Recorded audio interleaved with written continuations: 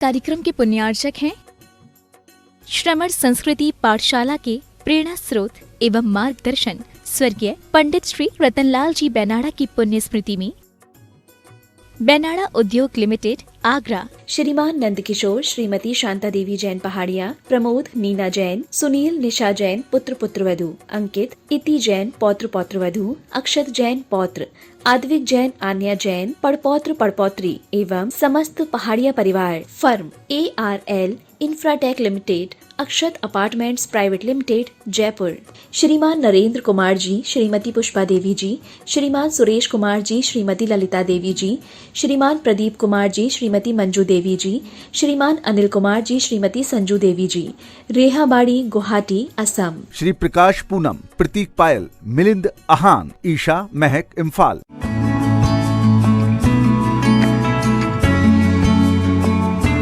जय जिनेन्द्र णमियूणवड्यमाणं परमपाणं जिणं तिसोद्धेण बोच्छामिरयणसारं सायार्णयार्धं मीणं। पंच परमेष्ठी भगवान की जय। द्वादशांग जिनवाणी माता की जय। आचार्य भगवंत श्री कुंद कुंद स्वामी महाराज की जय। आचार्य भगवंत श्री विद्यासागर जी महाराज की जय। परम पूज्य गुरुदेव निर्यापक श्रमण मुनि पुंगव श्री सुधा सागर जी महाराज की जय। अढ़ाई द्वीपस्थ समस्त महामुनिराजों की जय। आचार्य भगवान कुंद कुंद स्वामी द्वारा विरचित रयणसार ग्रंथ का हम स्वाध्याय कर रहे हैं और आचार्य महाराज हमें बता रहे हैं ऐसे कौन से साधक होते हैं जो मोक्ष मार्ग के नेता बनते हैं, जो मोक्ष मार्ग पर चलकर अपनी आत्मा का कल्याण करते हैं। पिछली कक्षाओं में हमने समझा सम्यक दर्शन, सम्यक ज्ञान और सम्यक चारित्र इस रत्नत्रय से संयुक्त होकर के जो निर्ग्रंथ दिगंबर मुद्रा को धारण करते हैं और उस मुद्रा के साथ साथ जो सम्यक्त्व और वैराग्य से युक्त होते हैं, और न केवल सम्यक्त्व वैराग्य से युक्त अपितु जो अंतरंग और बहिरंग सभी प्रकार के परिग्रह से रहित होकर के शुद्धोपयोग रूप अपनी आत्म स्वरूप को प्राप्त करते हैं, वे वास्तव में मोक्ष मार्ग में लगकर अपनी आत्मा का कल्याण करते हैं। लेकिन इन सब को पढ़ने के साथ साथ हमने इस बारे में विचार किया कि इस रत्नत्रय में, इस मोक्ष मार्ग में सबसे मुख्य चीज अगर कोई है तो वो है सम्यक दर्शन। सम्यक दर्शन के बिना चाहे कितना भी मुनिवेश धारण कर लो, जिनलिंग धारण कर लो, बाहर से परिग्रह का त्याग कर दो, लेकिन जब तक सम्यक दर्शन की प्राप्ति नहीं होगी, ये सारा का सारा चारित्र और ज्ञान बेकार है। पहले भी हम सम्यक्त्व की महिमा बहुत अच्छी तरह से पढ़ के आ चुके हैं। पुनः आचार्य महाराज उस सम्यक्त्व को बता रहे हैं कि उस रत्नत्रय में प्रधान है सम्यक दर्शन। हम सब उस सम्यक्त्व को समझें। आइए देखते हैं गाथा क्रमांक 146। जम जाय जरा मरणम, जम जाय जरा मरणम, दुह दुट्ठ विसाहि विष विनाशयरम, दुह दुट्ठ विसाहि विष विनाशयरम, शिव सुहलाहम सम्मम, शिव सुहलाहम सम्मम, संभावै सुनै साहदे साहू, संभावै सुनै साहदे साहू। बोलिए जम जाय जरा मरणम, दुह दुट्ठ विसाहि विष विनाशयरम, शिव सुहलाहम सम्मम, संभावै सुनै साहदे साहू। कैसा होता है सम्यक दर्शन? आइए देखते हैं शब्दार्थ। जम सम्मम, जम अर्थात जो, सम्मम अर्थात सम्यक्त्व, सम्यक दर्शन। जो सम्यक दर्शन है वह जाय जरा मरणम। जाय माने जन्म, जरा मतलब वृद्धावस्था और मरणम अर्थात मृत्यु। जो संसार के 3 सबसे बड़े रोग हैं ना, जन्म, जरा और मृत्यु, इस जन्म जरा और मृत्यु रूपी दुह दुष्ट, दुह माने दुख, जन्म जरा और मृत्यु का जो दुख है, यह दुख कैसा है? दुष्ट विसाहि विष विनाशयरम। दुष्ट माने दुष्ट, विसाही अर्थात विषधर, विषधर माने सर्प, उस सर्प के विष मतलब जहर को विनाशयरम नाश करने वाला है। जिस प्रकार मंत्र औषधि के माध्यम से उस विषधर के विष को दूर किया जाता है, उसी प्रकार यह सम्यक दर्शन उस जन्म जरा और मृत्यु रूपी जो विषधर के समान विष है, जहर है, दुख देने वाले हैं, ऐसे उन दुखों से दूर करने वाला, दुखों का नाश करने वाला यह सम्यक दर्शन है। और कैसा है यह सम्यक्त्व? शिव सुहलाहम। शिव मतलब मोक्ष, सुह माने सुख, मोक्ष सुख को लाहम माने लाभ कराने वाला, प्राप्त कराने वाला, उस मोक्ष सुख को प्रदान करने वाला, मोक्ष सुख की प्राप्ति में मुख्य निमित्त बनने वाला यह सम्यक दर्शन है। इसीलिए साहू जो साधु है, मुनि महाराज है, वो क्या करते हैं? संभावई, उसी सम्यक्त्व की भावना करते हैं और साथ में सुणई अर्थात उसी सम्यक दर्शन को सुनते हैं, अपनाते हैं और साथ में साहदे अर्थात उसी सम्यक्त्व की साधना करते हैं, उसी सम्यक्त्व की भावना करते हैं, उसी सम्यक्त्व के बारे में सुनते हैं और उसी सम्यक्त्व की साधना करते हैं। क्यों? क्योंकि वह सम्यक दर्शन ही तो ऐसा महान रत्न है जिसके माध्यम से मोक्ष सुख की प्राप्ति होती है। संसार के जन्म जरा और मृत्यु जैसे जो महान दुख हैं, जिनको विषधर के विष के समान कहा गया है, सांप के उस जहर के समान कहा गया है, जब तक वो जहर रहता है तो वह आदमी, वह व्यक्ति मृत्यु को प्राप्त हो जाता है, मरण को प्राप्त होता है, दुख ही दुख प्राप्त करता है। उसी प्रकार जब तक सम्यक्त्व से रहित यह आत्मा है, संसार में जन्म जरा और मृत्यु के दुखों को भोगता रहता है, लेकिन जब सम्यक्त्व प्राप्त हो जाता है तो वह इन दुखों से दूर होकर के मोक्ष सुख को प्राप्त करता है। यह इस महान सम्यक दर्शन की ही महत्व है, उसी की प्रधानता है। भैया जी, सम्यक्त की भावना, सुनना और साधना में क्या अंतर होता है? ये तीनों शब्द हमें एक जैसे प्रतीत हो रहे हैं, लेकिन शब्दों की अपेक्षा जब हम अर्थ लगाएंगे तो हमें अंतर समझ में आएगा। सम्यक्त्व की भावना, भावना का मतलब बार बार चिंतन, उसे प्राप्त करने की जो इच्छा है उसका नाम है भावना। मैं सम्यक्त्व को कैसे प्राप्त करूं, मुझे सम्यक्त्व कैसे प्राप्त हो, बार बार इस बात का जो चिंतन किया जाता है, ये कहलाता है सम्यक्त्व की भावना।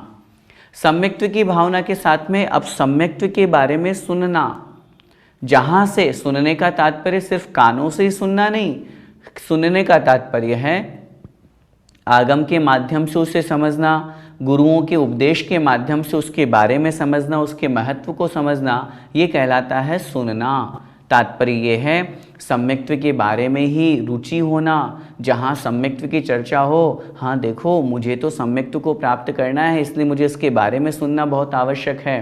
क्या महत्व होता है इसका, किससे दूर होना पड़ता है, किसको धारण करना पड़ता है, किस पर श्रद्धान करना होता है, ये सब जो आगम का ज्ञान है, इसको पढ़ना या सुनना, ये कहलाता है सम्यक्त्व का सुनना।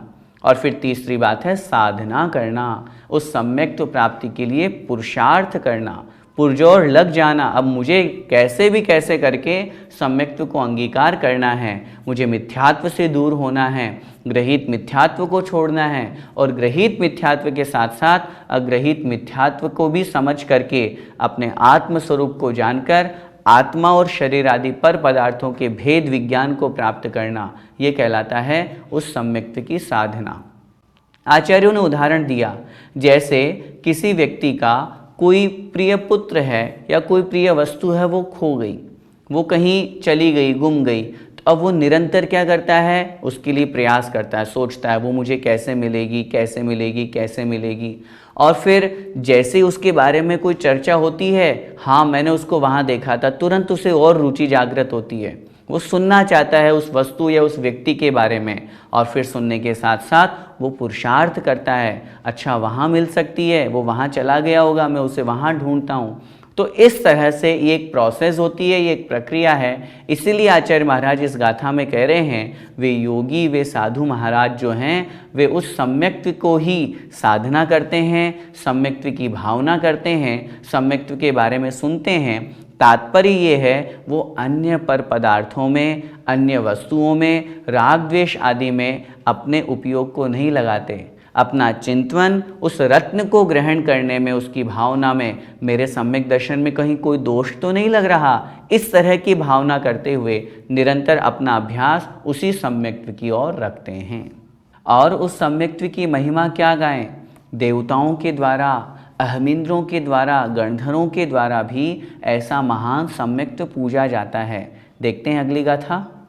किं बहुणा हो देविंदा, किं बहुना हो देविंदा, हिंद नरिंद गण हरिंदेहि, इंद्रगणिंद गण हरिं देहिं, पूज्या परम पाजे, पूज्या परम पाजे, तम जान पहाण समगुणम। तम जान पहाड़ समगुणम। बोलिए, किं बहुणा हो देविंदा, हिंद नरिंद गण हरिंदेहि, पूज्या परम पाजे, तम जान पहाण समगुणम। आइए सम्यक्त्व की महिमा को एक एक शब्द के अर्थ के माध्यम से समझते हैं। किम बहुणा हो माने अहो, हे भव्य जीव, किम बहुणा, और अधिक कहने से क्या लाभ, और अधिक हम क्या कहें, कैसा है ये सम्यक्त्व।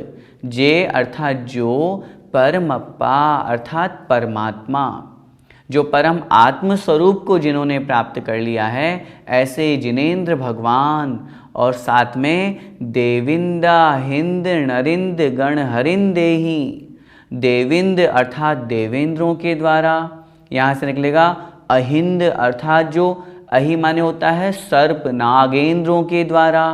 फिर कह रहे हैं नरिंद अर्थात नरेंद्र, चक्रवर्ती आदि जो नरेंद्र होते हैं मनुष्यों में श्रेष्ठ, उनके द्वारा, और तो और गण हरिंदेहि अर्थात गणधरों के द्वारा भी। क्या है वह? पूज्या अर्थात पूजित है। ऐसा वह सम्यक दर्शन कितना महान है कि वह परमात्मा के द्वारा, देवेंद्रों के द्वारा, नागेंद्रों के द्वारा, अहमिंद्रों के द्वारा, नरेंद्रों के द्वारा, गणधरों के द्वारा भी पूजित है। ये सब उसी सम्यक दर्शन को अंगीकार करते हैं। इन सब ने ये जो पद प्राप्त किया है वो उसी सम्यक्त्व की महिमा है। इसलिए वह सम्यक दर्शन कैसा है? तम पहाण सम गुणम जाने।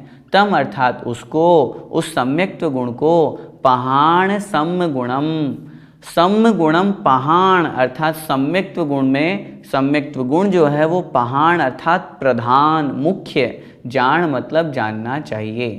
तात्पर्य ये है, सब गुणों में यदि कोई प्रधान गुण है, मुख्य गुण है, तो उसका नाम है सम्यक्त्व, सम्यक दर्शन। क्यों है वो मुख्य गुण?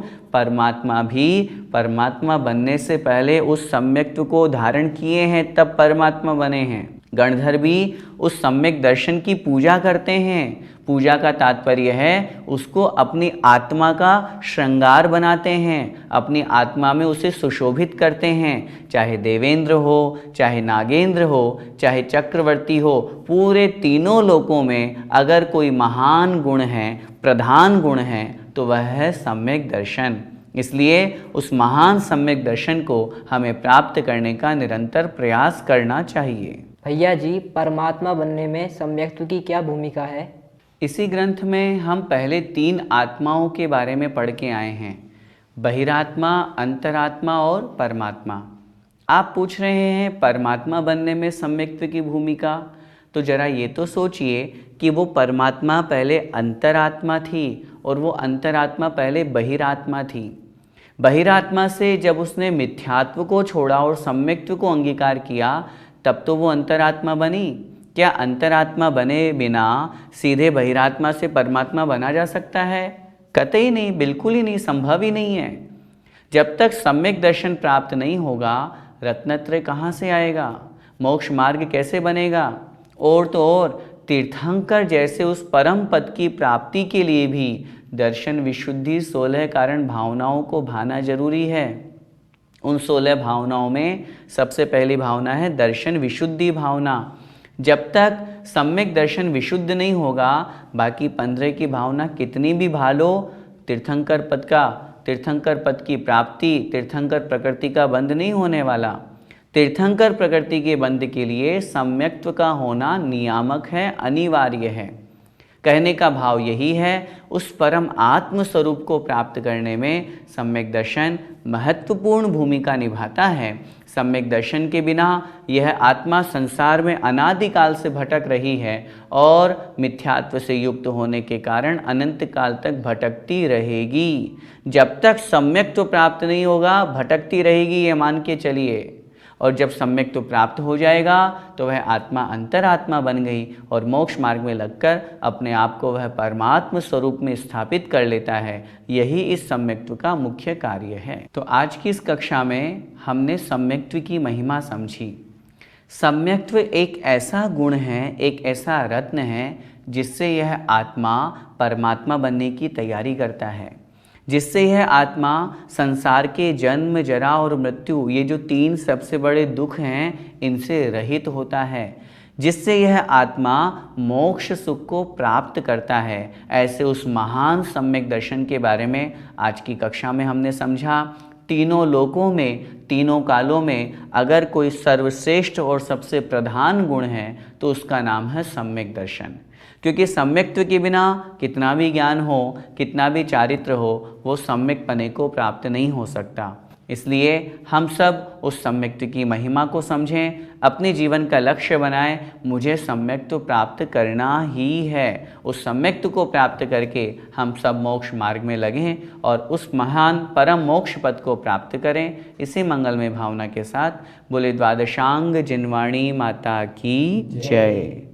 जय जिनेन्द्र।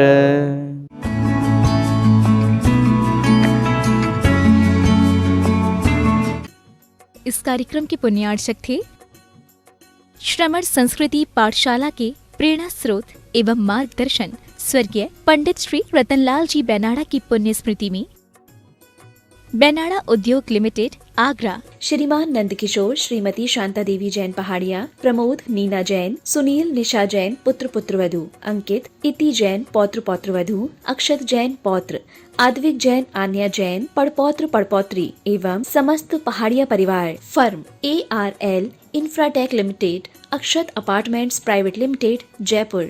श्रीमान नरेंद्र कुमार जी, श्रीमती पुष्पा देवी जी, श्रीमान सुरेश कुमार जी, श्रीमती ललिता देवी जी, श्रीमान प्रदीप कुमार जी, श्रीमती मंजू देवी जी, श्रीमान अनिल कुमार जी, श्रीमती संजू देवी जी, रेहाबाड़ी गुवाहाटी असम। श्री प्रकाश पूनम, प्रतीक पायल, मिलिंद आहान, ईशा महक इम्फाल। राष्ट्रीय राजधानी दिल्ली से 144 किलोमीटर की दूरी पर राष्ट्रीय राजमार्ग 9 पर मुरादाबाद शहर में 130 एकड़ के विशाल परिक्षेत्र में फैली तीर्थंकर महावीर यूनिवर्सिटी, जिसे TMU के नाम से भी जाना जाता है, 14 कॉलेज एवं 57 एकेडमिक डिपार्टमेंट के साथ TMU में वर्तमान समय में 1000 फैकल्टीज द्वारा विभिन्न क्षेत्र जैसे medical, dental, nursing, paramedical, physiotherapy, pharmacy, computer science एवं IT इंजीनियरिंग, एग्रीकल्चर साइंस